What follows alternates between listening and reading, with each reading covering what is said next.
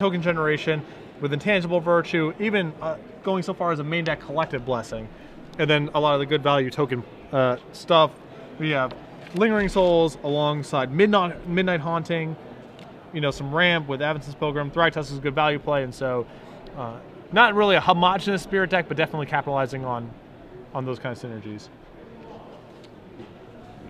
And I feel going into this that Zan is pretty far behind in the matchup. This is exactly the kind of decks that the Humanitator deck preys upon.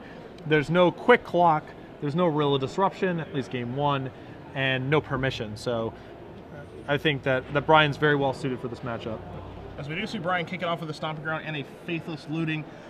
Cartel Aristocrat is his first discard, and he is really thinking a long time about his second one. He's going to end up going with, as we're going to see here in a moment, a Temple Garden. And he's just going to pass the turn back. So we are underway here in our quarterfinal match. Stay tuned, of course. After this game, we'll be giving away 3 months of premium with our little trivia game. I'm sure we'll ask you a real doozy to be able to earn that. Zan with a tap Godless Shrine on his first turn. We're going to see a Farseek here from Brian.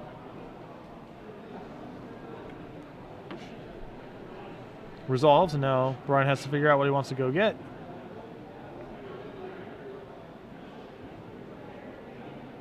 Sells on Godless Shrine. So you can see Brian's deck does have relatively good mana. Farseek's going to help it, along with Grizzly Salvage and Mulch. Could even fire off a Nephilim next turn if he was feeling so inclined. Yeah. We might have to name that Nephilim coming shortly. Blood Crypt for Zan. I believe there is a Farseek in his hand, but no green mana, which is a very bad sign, of course.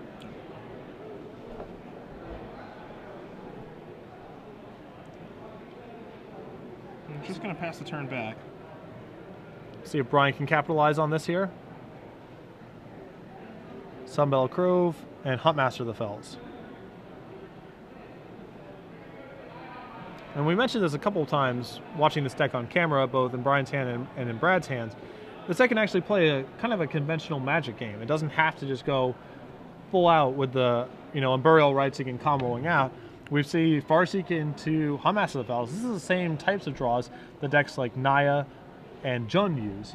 And he can use that, he can do that sort of stuff just as well, and then has this very powerful Reanimation Shell as a backup. We see here from Zan, just no spell yet again. Huntmaster flips into Ravager of the Fells, 2 damage upstairs, and now the pressure is on. And as you said, Patrick, this is just a normal game of Magic here. This is nothing that we haven't seen before. Right, Zan with a Vault of the Archangel, still no green mana, still no plays.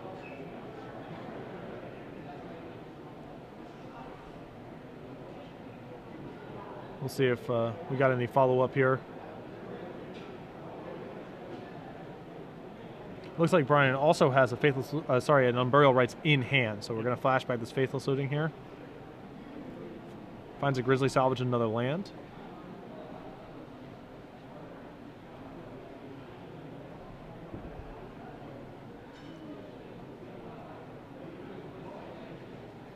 I would assume that he would want to keep a land to salvage and the salvage itself, so we see him get rid of a land and a Fiend Hunter.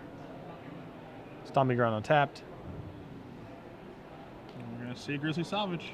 And he's doing this on his main phase here to play a second spell, so he can flip his Huntmaster back over. We're going to see a Temple Garden, a Fiend Hunter, an Angel of Glorious Rise, a Clifftop Retreat, and a Faithless Looting. So a pretty good Grizzly Salvage here. Yeah, and with Unburial Rites in hand, I assume... well, actually, I guess there's a bunch of different paths he can take here. Just going to take the land. I was going to say he could even take the Angel and then flashback Looting or just hit land drops, or, I mean... Brian's got a ton of options afforded to him. Obviously, he's under no pressure, and so he can kind of sculpt whatever game he wants to. Yeah, Zan's going to draw a card here. Ooh, an Intangible Virtue. Yeah, you see the big problem here is that he has no green mana. You see, you're just going to see a concession, as he does have a couple Selesnya Charms and just nothing really going on here. So sideboard time. This is where, you know, in the Swiss rounds, Brian would have to have a plan kind of ahead of time for how he wants to handle decks with white mana. Yep. So the question is, you know, like, how do I hedge against Rest in Peace or Grafdigger's Cage or Purify the Grave, all that sort of stuff. Now with the deck list in front of him, he has full information. So he doesn't necessarily, we saw him in an earlier round where it looked like he took out his Unburial Rites package altogether, because he wasn't quite sure. He was playing against Blue White Red Flash. Sure. Didn't know how much graveyard he'd be playing against. He didn't want to lean on it too heavily. Now he gets to see, and seeing only 1 copy of Rest in Peace and 2 Deathrite Shamans, it's possible he can really lean on his graveyard stuff. Yeah. And that's something that we'll discuss in just a moment for you guys. We are cutting back to the booth very quickly because it is premium giveaway time. Yeah. In which we do something very, very easy. We ask you a question. Not necessarily easy in this case. But. Yeah, you have to answer it, and then all you have to do is tweet the answer to hashtag SCG Premium. And what we are going to play is what you would say is America's favorite game show. Favorite game? Are you ready, everybody? Because it is time to name that Nephilim. Now, Brian Bronduan's deck. It's 4 colors. It's 4 colors. It's missing blue. It's missing blue. But it has the other 4 colors. Yes, it does have red, green, white, and black. Much you like saw with a Gala Shrine and a Stomping Ground in play. Yeah. Much like a certain Nephilim. And what do you have to do? You have to name that Nephilim. So, hashtag SCG Premium. We're gonna, don't worry about answering fast because we just pull one of the random names. That's correct. It's not who gets it first. It's all about getting it right. And that's actually not easy to do because no one actually knows this off the top of their head. That's correct. Feel free to Google. It's okay. It's okay. We won't judge you. Go to Star City Games even. Because I had to bring it up on my iPhone to figure out what it is. Yeah. Because I don't know the name of it. But please, hashtag SCG Premium with the name of the Nephilim corresponding with the colors of Brian Bronduan's Human Reanimator deck. Which, of course, are red, white, black, and green. Yes. No blue. No blue. No blue for you. Like a certain iconic, memorable Nephilim. So, taking a look at Zan's sideboard. I know you have it in front of you. Yeah. Does he have that Rest in Peace type card, Deathrite Shaman, anything? He has a single Rest in Peace and 2 Deathrite Shamans. Okay. So he's not overloaded here. I think, Brian is probably comfortable playing against this level of graveyard hate. Yep. It's probably less than he would anticipate his average white opponent to have. Okay. So I don't know how much he wants to hedge off. Like, do you bring in your enchantment removal? Yep. Which you see 3 copies of Ray Revelation here. Do you bring it in against 1 copy of, the 1 copy of Rest in Peace? Now, granted, he has Intangible Virtue in his deck as well. Yep. So Ray Revelation might just be awesome regardless. Yeah. But it is worth noting that, when you're building this deck for the Swiss rounds, you're probably thinking, 2 Rest in Peace, 3 Rest in Peace is what I would expect. And now you're only seeing 1, and so the question is how much of your enchantment rule do you really want to bring in here? Which is definitely a difficult question, again, because you don't want to dilute. That's the big thing. What this deck is definitely just a finely tuned machine. You don't want to ever dilute your deck too much, but you do want to have answers to your Rest in Peace and your Deathrite Shaman type effects. And you guys do see Brian's sideboard on the screen with those 3 Revelations. Other than that, you're probably not going to see him sideboard in very many cards besides that. You just have to figure out how many. Again, Cathedral Sanctifier, he has 1 in his main deck to go infinite with. But, do you want multiples of those? Not really. It's not very good against tokens. Right. It's better against your mono red deck. Purify the Grave. Good against Lingering Souls. Not much else. Not going to really want that. Appetite for Brains? No. Slaughter Games? No. So you might end up seeing him board in all 3 Rave Revelations just to be able to beat that 1 Rest in Peace, just because he doesn't have to sideboard in a ton of cards. Yeah, and again, Intangible Virtue's potentially powerful. You would want an answer to that as well. So. Yeah. Now the question, of course, is taking a look at Brian's deck list is what does he sideboard out if he's going to do that? Because again, this deck is so, finely tuned in what it's trying to do every single game, which is the exact same thing every game. It's not a reactive deck. It's just one strategy that it wants to execute every game. Do you want to sideboard out? This is the situation where I think shaving is something that's probably going to happen. You can shave a Fiend Hunter, maybe. It's a token deck. Fiend Hunter's really good against him. Shave a Huntmaster, maybe. Shave a Cartel Aristocrat. Can you afford to shave any of these pieces like Unburial Rites or, Faithless Looting or Mulch or Grizzly Salvage? That I don't know. That's something that he probably knows, which is why he's gotten so far in the tournament. To me, the one card that stands out in Brian's list is where I would start to cut is probably Huntmaster of the Fells.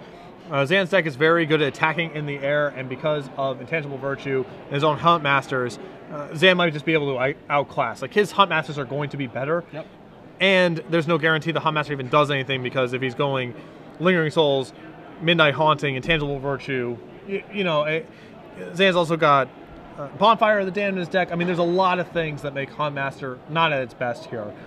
He still may want to keep in a couple copies, but if I were to point to a card in his list that seems like the worst piece of the puzzle here, it would probably be Huntmaster of the Fells. Okay. But this is a learning experience for me as well, obviously. This is my first you know, today is my first time really seeing this deck in action, but if I were in Brian's seat right now, I'd probably be cutting out at least 2 Huntmasters. The rest of Zan's sideboard doesn't really look that impressive to me outside of the Graveyard Hate. I mean, it's a lot of anti-creature stuff, but Brian's not really on that sort of plan. I mean, he obviously has creatures in his deck, but I actually think in this matchup, he's pretty comfortable in comboing out. Again, not under a ton of pressure. Graveyard not really under duress. Hands not under duress. No counter spells. This is a matchup where I think Brian should anticipate being able to combo out, even though he has to play against a little bit of Graveyard Hate. Sure. You know, not a ton of resistance coming here, but we already have our first result, as we predicted that things would move along pretty quickly here in the top 8, as there are a lot of aggressive decks. Joseph Herrera wins 2-0 over Eddie Walker. Joseph playing Naya Humans, Eddie Walker playing Esper Spirits. So we're going to have at least one Naya Humans deck that's been, you know, doing quite well this weekend, moving on to the quarterfinals. Yep. And apparently he won off a mulligan to 4 game 1. When it's your weekend, it's your weekend. Talk about being on here. Zan's going to mulligan here. I knew that I recognized Zan from somewhere, and now I pieced it together. We ID'd and all right, and Andrew Snyder in the other bracket quickly 2-0ing the Jund deck. Yeah. Mono red. Yeah. See ya. See ya. Andrew Snyder actually ended up going XO2 through the Swiss as well with his mono red deck, splashing a couple Boros Charms. And he just tore apart Ryan Lee's Jund mid-range deck. So we have mono red Naya Humans through. You know, I thought that this might be one of the faster matches. I guess I was wrong about that. Yeah, we ID'd in the draft open at the Atlanta Invitational. Oh, what happened in that draft open? You and I played in the finals. And you kept some dubious hands. I got unlucky. I'll be as polite as I possibly can. Some dubious hands. I got horrifically unlucky, and you won. If I was actually commentating on our match, I would have been, Cedric, I think, wants to think about throwing that hand back. I think he can do better. Is it nice? It's pretty nice. I look at the trophy sometimes still. It's there. Zan leads off with a Temple Garden off his mulligan. Brian with a Stomping Ground and a Faithless Looting.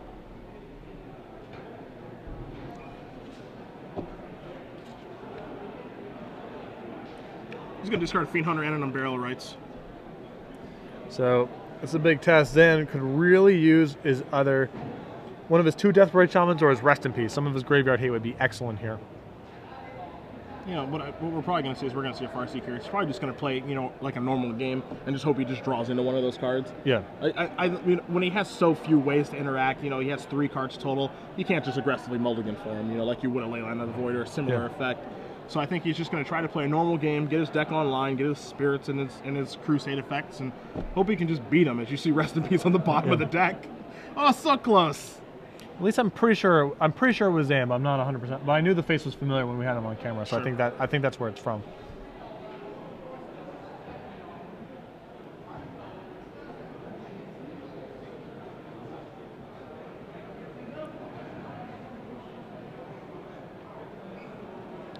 Let's see what Brian has in store for us. Definitely has a bunch of lands in his hand. And this deck is full of good 2-mana plays between Mulch and Farseek and Grizzly Salvage. Yeah.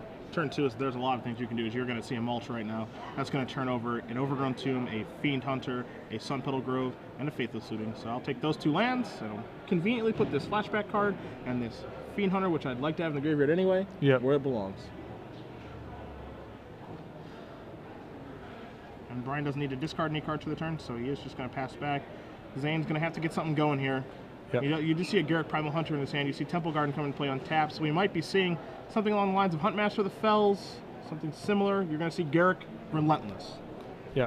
So that'll start the token engine. Right, but this is a super slow burn. I mean, with the 2 Faithless Lootings in the graveyard and an Unburial Rights. You know, it's good you know, for Zan to have gotten on the board here, but this is not a clock fast enough to really break up what Brian's doing. Unless Zan finds either more pressure or one of his graveyard hated cards. Yep. And Brian's Cavern of Souls, in case you guys are wondering, is naming Human, of course, for his Human Reanimator deck. There are some situations where he's going to want to name Angel for Angel of Glory's Rise, but this currently is not one of them. You can see Brian taking a look at his hand. It's got it fanned out. He wants to navigate, you know, how am I going to get basically my combo online and basically make sure that I don't die here. Even though he's not underneath a ton of pressure, but you're going to see a Fiend Hunter take care of the Wolf token right away. And a lot of this has to also do with Brian sort of just trying to pace his Rav duels. Yeah. He wants to pick his spots to minimize damage and play some stuff tapped, so he's trying to sculpt out the next couple of turns to minimize the number of dual lands he has to play untapped. Yep. So you're going to see Overgrown 2 coming to play here tapped. You're going to see another Wolf token coming from the Garrick Relentless. And this looks like we're going to see an Intangible Virtue. It's a combo with tokens. It is a combo with tokens. And you'll see a Farseek. And what's kind of awkward here for Zan is that, yes, he does have a Garrick Relentless in play, but he also has a Garrick Primal Hunter in his hand. Garrick Primal Hunter being the better of the two Garricks. Yeah. And he can't play the other one. Yeah, but he couldn't pass on turn 4 doing nothing. Of course. Of course. But, yeah, less than ideal to have all of your action be legendary creatures. Yeah. All those Garricks. You see this Farseek resolving here. Zan's going to shuffle up. For Brian, of course, I mean, this isn't a deck that puts a ton of pressure on you. I think that this 4-color tokens deck is more of an aggressive deck that's just more resilient than anything. And its resiliency is part of why it's so good. And, you know, Zan has made it through these rounds thus far, but it does not interact very well with this reanimation strategy. Again, with only having those 3 cards in his sideboard to interact with it. Even a card like Fiend Hunter, which is, you know, a card that's marginal, depending on the matchup, is insane here because it kills tokens for good. As we do see Grizzly salvage. Wow, there's an embarrassment of riches here for Brian. The Grizzly Salvage is going to turn over a Clifftop Retreat. And Brian's face just shrugging the shoulders. And 2 copies of Angel Glory's Rise, Cartel, Aristocrat, and a Huntmaster that fell. So the quote-unquote combo is online. Oh, yeah. Starting next turn. As far as infinite dudes, he doesn't have the Cathedral Sanctifier for infinite life. But he, that's what we call the jackpot. Yeah, and now, I mean, Zan is like, the Deathrite Shaman does not matter anymore. It's got to be rest in peace. It's rest in peace or bust right now. Yeah. And if he's been sandbagging it, which we know he hasn't, he'd be doing quite the job of it, but it's going to take a top of deck. And Brian is just going to pass back. He could have cast Faithless Looting, but he doesn't have much of a reason to. And Zan's going to draw a card. Yeah, I guess he wants just backup in case Zan rips rest in peace. Yep. He can try to rebuild. Yep.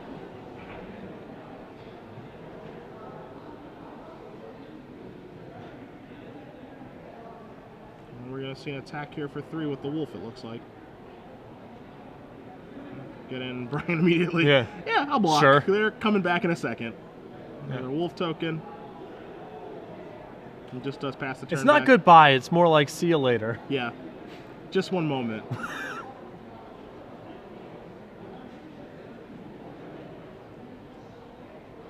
Unless we're missing something here. I can't imagine him not on Burial Rights in that Angel of Glory's Rise. Yeah, pulling the trigger on this, and let the fun begin. The Angel's going to trigger. He's going to bring back all the humans. Among them 3 Fiend Hunters. You're going to see a Cartel Aristocrat come back and a Huntmaster that falls. You're going to see a lot of stacking of the effects here, Pat. Here we go. I could never do, I don't know, Mario? From Mario. Here we go! You're going to see all the stacking here. And so basically he's going to create an infinite loop of Fiend Hunter, you know, sacking this through the Aristocrat, getting the stuff back, and as you see Brian explaining it with his hands, he's like, I'm going to do this a bunch. And I'm going to make a bunch of guys. Bunch of life. All right. And I'm sure that's not the first time Brian's gotten that handshake after the explanation. Yeah, sure. Of going, I can't do anything about that. I mean, you know, we talked about, I'm sure this matchup is a nightmare for Zan. Yeah. We saw Brad Nelson in round 1 play against the same, obviously a completely different deck, but not much in the way of early pressure, not really much in the way of disruption. Yeah. And Zan's X is even slower out of the gates than that blue-red-green deck we had on camera. Yep. So it's no real surprise to see Brian move on to the semifinals. Yeah, this is just the nightmare matchup for Zan. Again, this is something that is kind of the fear, right? When you're playing Reanimator deck in these tournaments is, you know, if people have hate, it's scary. People have Purify the Grave, people have Deathrite Shaman on the opening turns of the game. If they have Rest in Peace looming in their sideboards, this is scary. If they don't, you're probably going to win the tournament. Yeah. And what we have seen so far